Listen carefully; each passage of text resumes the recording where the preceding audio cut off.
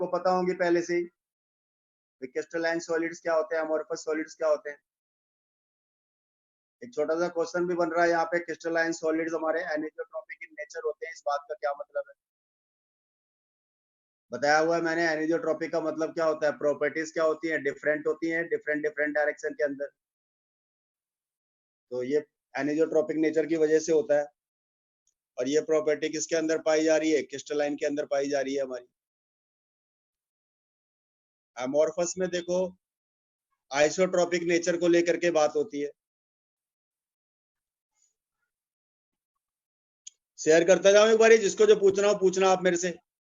यहां तक की कोई प्रॉब्लम किसी को, सिंपल ही बात है, डेफिनेशन वगैरह ही है, कोई दिक्कत नहीं होगी। हाँ सर। आगे बढ़े, जिसको स्क्रीनशॉट लेनी होगी स्क्रीनशॉट लेता जाएगा अपने। मोबाइल को सीधा कर दूं क्या, तो ज्यादा मैटर दिखाई देगा फिर आपको।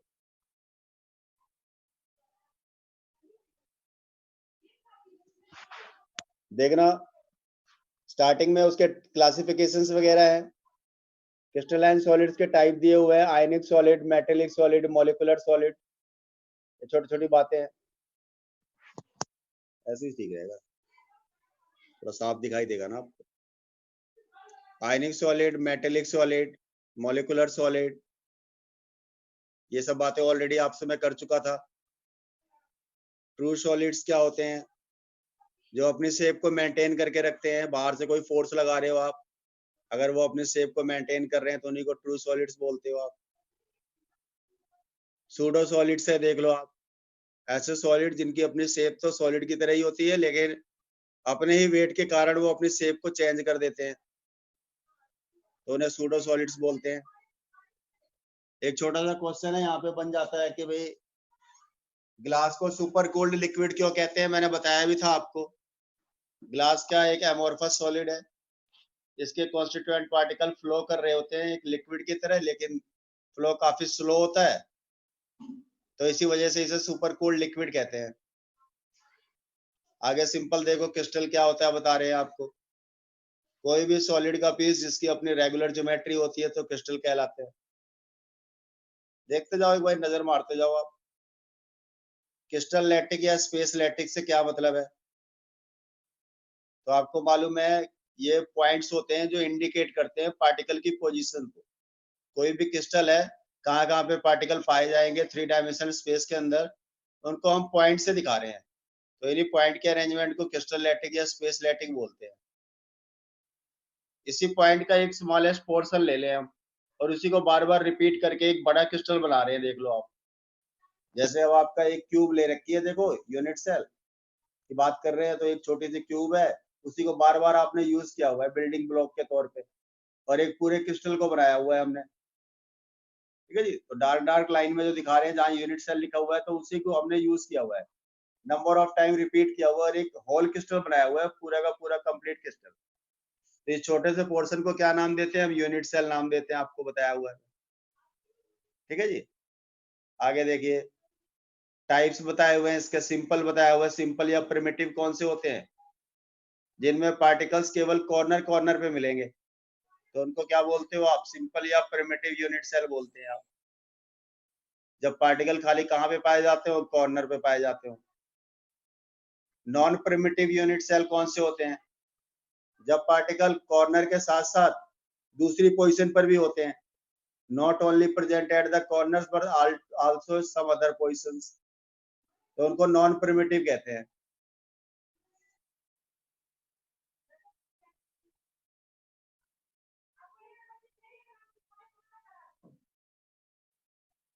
नॉन प्रिमिटिव की बात करेंगे तो बॉडी सेंटर्ड और फेस सेंटर्ड आ जाता है, तो देख लो एक इनसाइड द बॉडी प्रेजेंट है, बाकी कॉर्नर्स पे प्रेजेंट है पार्टिकल्स, तो बॉडी सेंटर्ड हो गया। फेस सेंटर्ड में क्या होता है, टोटल 6 फेस होते हैं, आपको पता ही है। यूनिट सेल में देखो पार्टिकल कॉर्नर पर भी है और हर एक फेस पे भी एक एक है, टोटल मिला करके 6 फेस होते हैं। अब आपको मैंने एक फॉर्मूला बताया था, NC अपॉन में 8 प्लस NF अपॉन में 2 प्लस NI अपॉन में 1, तो इसके बेस पर नंबर ऑफ एटम्स निकाल सकते हो आप। NC का मतलब क्या होता है, कॉर्नर वाले एटम, NF का मतलब क्या होता है, फेस वाले एटम, और NI का मतलब क्या होता है? इनसाइड द बॉडी, जैसे बॉडी सेंटर्ड में प्रेजेंट होता है इनसाइड द बॉडी।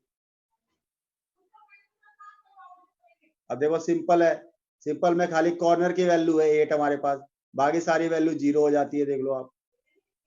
तो 1 आ रही है जेड की वैल्यू, बताइए ये वाली बात मैंने सारी। बॉडी सेंटर्ड में जेड की वैल्यू 2 आ जाती है, फेस सेंटर्ड में जेड की वैल्यू 4 आ जाती है। आगे एक रिलेशन बताई थी मैंने, जिसमें हमने बात करनी थी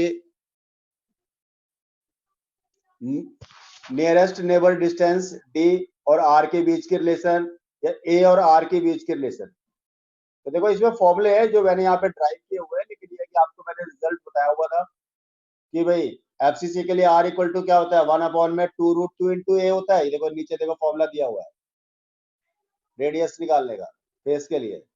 बॉडी के लिए देखो आर इक्वल टू होता है √3/4 इंटू ए। ये हमने ड्राइव करके निकाला हुआ है, जब आपको सर ने यूनिट कराई होगी तो उसमें डेरिवेशन भी इसका बताया होगा आपको। डी और ए की बराबर होते हैं, तो आप 2r इक्वल टू डी होता है, तो हम डी की टर्म में बात करेंगे तो वो डी की टर्म में भी फॉर्मूला यूज कर सकते हो आप। ज्यादातर वैसे आर और ए का यूज होता है, ठीक है। उसके बाद देखो क्लॉज पैकिंग बताई गई है आपको कि क्लॉज पैकिंग बेसिकली क्या होती है। क्लॉज पैकिंग का मतलब क्या होता है? भाई ऐसा अरेंजमेंट जिसमें कम से कम स्पेस अनऑक्यूपाइड हो। अनऑक्यूपाइड मतलब जो खाली हो, ज्यादा से ज्यादा स्पेस कैसा हो? ऑक्यूपाइड हो, तो उसी को क्लॉज पैकिंग बोलते हो आप। क्लॉज पैकिंग में मैंने आपको देखो वो आपको बताया था कि स्क्वायर क्लॉज पैकिंग क्या होती है। वन एटम जो होता है अगर फोर्स से सराउंडेड होता है तो स्क्वायर क्लॉज पैकिंग होती है। एक छोटा सा देखो हमने नोट बीच में डाला हुआ है, इसको स्क्वायर क्लॉज पैकिंग में ऑक्यूपाइड पोर्शन कितना है? 52.4% है। देखो ध्यान से देखो आप, हेक्सागोनल में कितना होता है आपका? 60.4% होता है। ध्यान आ रही है सारी बातें? ये सब बातें कर चुके थे ऑलरेडी हम। आगे बढ़े। Yes sir. देखो जिसको स्क्रीनशॉट चाहिए होगा वो अपना ले लेना अपने तरीके से। क्यूबिक क्लॉज पैकिंग है, सीसीपी है। इसमें 4 लेयर की बात होती है, ए बी सी ए, दोबारा से ए रिपीट हो रही है। तो थर्ड लेयर को सेकंड लेयर में प्लेस कर रहे हैं तो ऑक्टाहेड्रल वॉइड या वॉइड सी कवर हो रही है। और पहली और चौथी क्या होती है? वर्टिकल होती है। ए और ए क्या है? आपस में वर्टिकल है, ठीक है। इसमें आपके एग्जांपल्स वगैरह बताए हुए हैं, वो भी है साथ में। हेक्सागोनल क्लॉज पैकिंग 3 डायमेंशन में भी है, देख लो आप, जैसे 2 में होता है। इसमें टेट्राहेड्रल वॉइड कवर होती है जो बीच में है, ठीक है जी। और बाकी इसमें कोऑर्डिनेशन नंबर वगैरह भी मैंने बताए थे आपको। 12 होता है, ऑक्यूपाइड पोर्शन 74% का होता है। आगे देखो होल्स या वॉइड्स क्या होती हैं, या इंटरस्टिशियल साइट किनको बोलते हो आप? जो खाली जगह बच जाती है ना बेटा क्लोज पैकिंग के अंदर, तो खाली जगह बच जाती है, अनऑक्यूपाइड पोर्शन जितना भी बचता है उसी को क्या बोलते हो? होल्स या वॉइड्स बोलते हो आप। होल्स या वॉइड्स बोलते हैं। आप देख रहे हो इसमें टेट्राहेड्रल वॉइड की बात कर रहे हैं हम। वॉइड जो है जो 4 स्क्वायर से सराउंडेड होती है उसको क्या बोलते हो आप? Tetrahedral void. कोई वॉइड हमारी देखो 6 स्क्वायर, देखो आपको डायग्राम में देखो 3 ऊपर से दिखा रहे हैं 3 नीचे हैं, बीच में एम्प्टी स्पेस है, उसी को नाम दे रहे हैं ऑक्टाहेड्रल वॉइड, ठीक है जी। उसके बाद आपको नंबर ऑफ वॉइड की रिलेशन बताई हुई है आपको। जितने एटम क्लोज पैकिंग में होते हैं अगर ऑक्टाहेड्रल बोलेंगे तो उतने के बराबर ही होते हैं। एन है तो एन ही बनेगी ऑक्टाहेड्रल वॉइड। टेट्राहेड्रल आपकी 2 टाइम्स बन जाती है। फिर आगे देखो पैकिंग एफिशिएंसी की बात कर रहे हैं, तो टोटल ऑक्यूपाइड स्पेस जो होता है वही क्या कहलाता है आपका? उसकी पैकिंग एफिशिएंसी कहलाती है। बाकी मैंने इसको डेरिवेशन के टर्म में आपको डायरेक्ट मैंने आपको कैलकुलेट करने का फॉर्मूला भी बताया था आपको कि वे कैसे कैलकुलेट करते हैं। ये सारी चीजें हमारी कैलकुलेशन में ऑलरेडी करवा चुका हूँ आपको, ठीक है ना। तो ये सभी सभी अलग अलग के केस में हमारे पास अलग अलग बातें हैं। अच्छा ये आती है आपको भाई रेडियस वाली रिलेशन आती है आप लोगों को? बताइए, स्मॉल आर और कैपिटल आर के बीच में। अरे ये रिजल्ट आता है सभी को, स्मॉल r इक्वल टू में 0.414 इंटू। यस सर, सर ने करवा रखा है। हाँ ठीक है बेटा, ये डेरिवेशन हो गया, देख लो आप। आगे क्या है देखो, कोऑर्डिनेशन नंबर है। देखो कोऑर्डिनेशन नंबर क्या होता है, क्लोजेस्ट नेबर होते हैं किसी भी पार्टिकल के, वही उसका कोऑर्डिनेशन नंबर कहलाता है। आपको बोल रहे हैं ना, देखो closest neighbours of any particle. Journal coordination number 4, 6, 8 और 12 आते हैं। आगे रेडियस रेशो के बारे में पता है कुछ? रेडियस रेशो,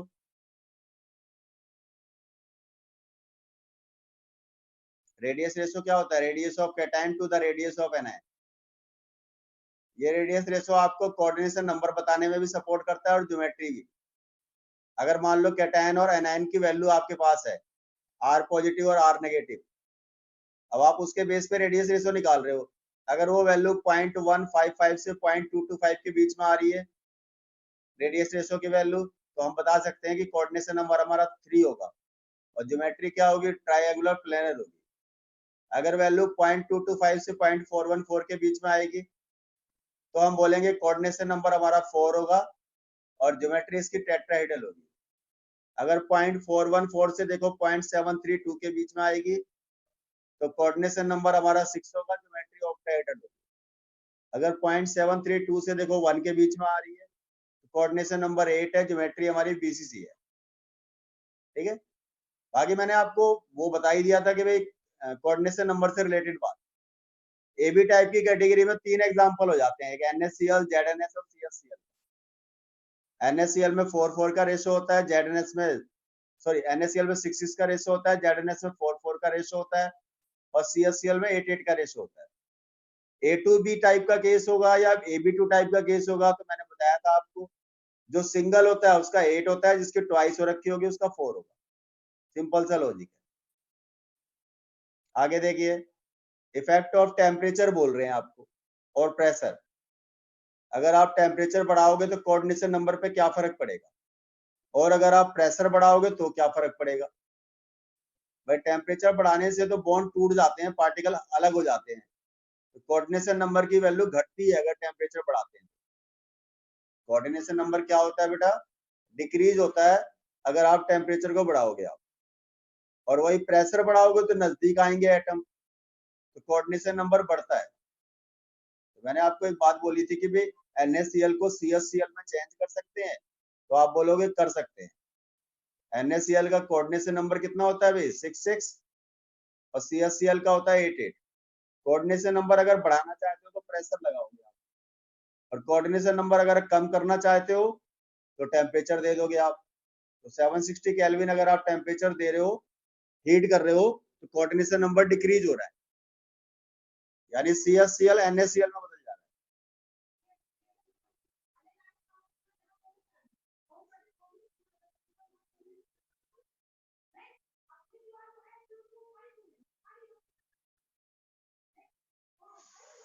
आगे देखिए, इम्परफेक्शन का मतलब बताया था मैंने, पिछली क्लास में ही बात हुई थी मेरी।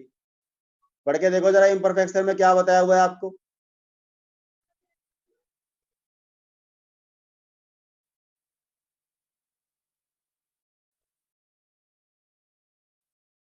इम्परफेक्शन का मतलब क्या बताया था मैंने, कोई भी डेविएशन, कोई भी चेंज, अगर कोई परफेक्टली ऑर्डर्ड अरेंजमेंट है उसमें अगर कोई चेंज ले आते हो तो उसी को बोलते हो इम्परफेक्शन।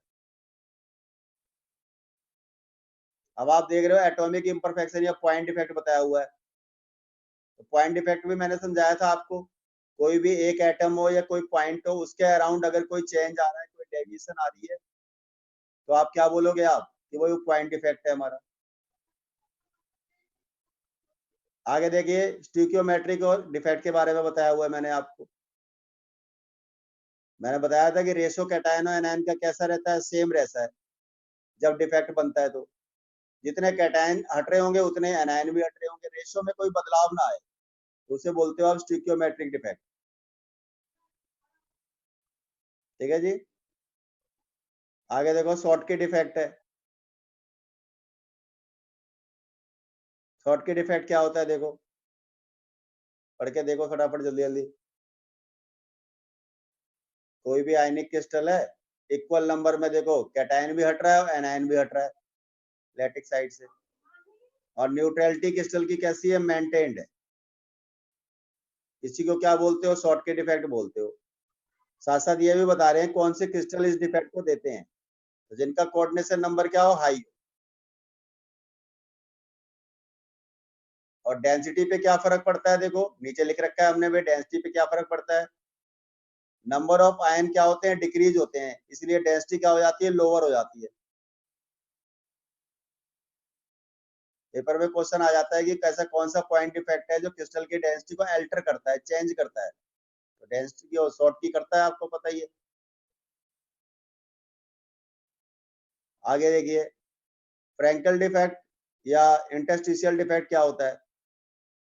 इसमें देखो कैटायन छोटे साइज का होता है तो लैटिक साइड से हट जाता है और कहाँ पे चला जाता है, इंटरस्टिशियल साइड के अंदर।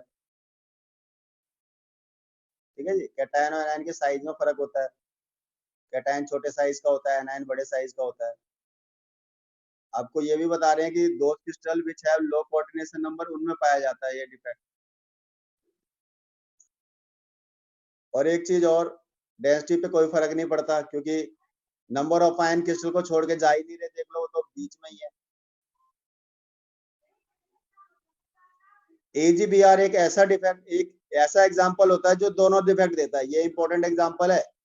एजीबीआर शॉर्ट के डिफेक्ट और फ्रैंकल डिफेक्ट दोनों देता है, ऐसा कॉमन एग्जांपल है।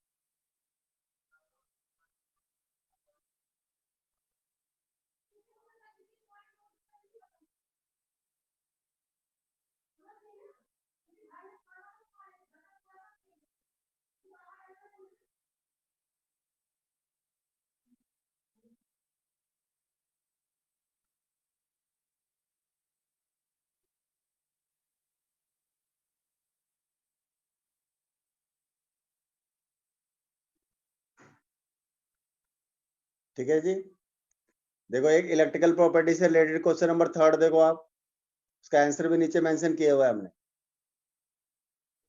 How are the electrical properties of the crystal affected by Schottky and Frenkel defect. बोल रहा है कि भाई इलेक्ट्रिकल प्रॉपर्टी पे क्या फर्क पड़ेगा शॉर्टकी और फ्रैंकल डिफेक्ट अगर अराइज होगा तो। आंसर देखो हमने मेंशन किया हुआ है।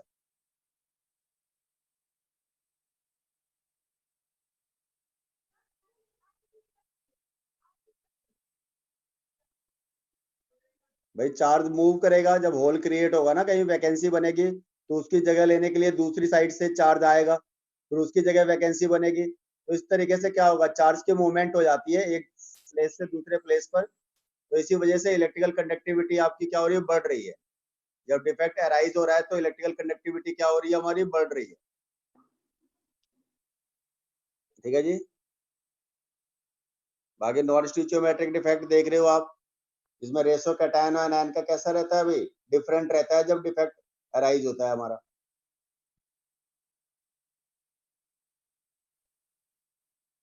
ठीक है जी, ये सारी बातें मैं कल की क्लास में कर चुका था आपसे, ये तो बस एक बार ही आपको शो कर रहा हूँ कि भाई हाँ जी ये देख लो भाई, आप नोट्स के अकॉर्डिंग भी ऐसे ही सब कुछ चलेगा। Metal excess defect due to anion vacancy, very important है। Metal excess defect due to anion vacancy, NCERT के अंदर कई क्वेश्चन है इसके। Metal excess defect due to anion vacancy.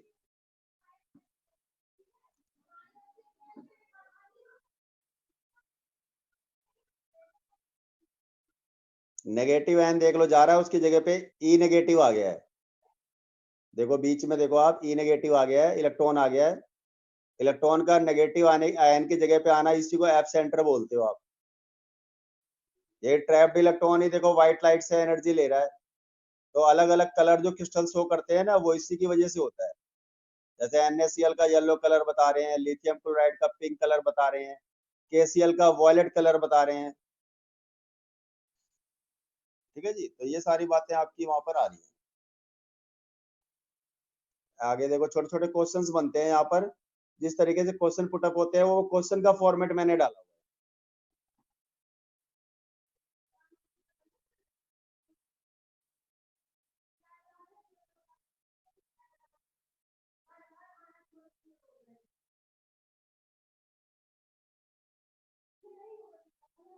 Metal excess defect due to extra cation भी बताया था। देखो एक कैटायन फालतू है, उसकी जगह पे आपका एक इलेक्ट्रॉन भी आ रहा है, देखो इंटरस्टिशियल साइड के अंदर, तो दोनों में देखो बैलेंस बन जाएगा हमारा, न्यूट्रलिटी मेंटेन्ड हो जाएगी।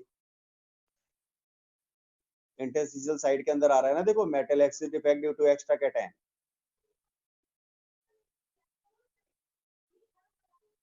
ठीक है जी। एक ये भी केस था आपका, कौन सा ऐसा स्टोइकियोमेट्रिक डिफेक्ट होता है जो डेंसिटी को इंक्रीज करता है? तो इंटरस्टिशियल डिफेक्ट, जहां पे पार्टिकल देखो इंटरस्टिशियल साइड में आ रहे हैं, या डायरेक्ट भी बोल सकते हो metal excess defect due to extra cation.